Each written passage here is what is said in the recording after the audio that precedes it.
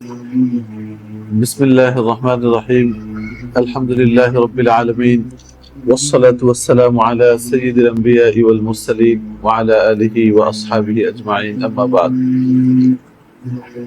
রমজানের পরে ইবাদতের বসন্তকাল যদি বলা হয় তাহলে বলতে হবে রমজানের পরে ইবাদতের বসন্তকাল হচ্ছে জিলহজের প্রথম 10 দিন।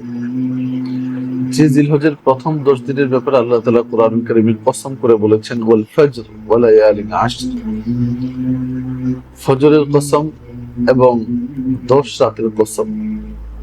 মুফাসসিরিনে কেরাম বলেন এই 10 রাত দ্বারা জিলহজের প্রথম 10 রাতের উদ্দেশ্য। এই সময় আল্লাহ তাআলা বিশেষ কিছু ফজিলত রেখেছেন উম্মতে মুহাম্মাদের জন্য। বিশেষত রাসূল করিম সাল্লাল্লাহু আলাইহি ওয়াসাল্লাম বলেন, জিলহজের প্রথম 9 দিন যদি কেউ রোজা রাখে তাহলে এক এক দিনের রোজার বিনিময়ে আল্লাহ তাআলা এক এক বছর রোজা রাখার সওয়াব দান করবেন। এবং জিলহজের 9 তারিখের রোজাটা অর্থাৎ আরাফার দিনের রোজাটা যদি কেউ রাখে তাহলে আল্লাহ তাআলা তাকে এক বছর রোজা রাখার সওয়াব দান করবেন, সাথে সাথে পিছনের এবং সামনের এক এক বছরের গুনাহ মাফ করে দিবেন। পিছনের 1 বছরের গুনাহ মাফ করে দিবেন, সামনের 1 বছরের গুনাহ মাফ করে দিবেন। সুবহানাল্লাহ। সময়ের জিলহজের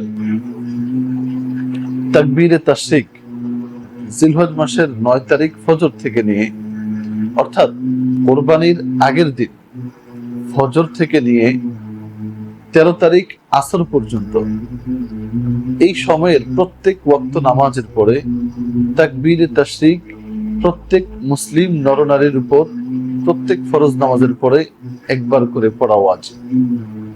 আমি আবারও বলছি,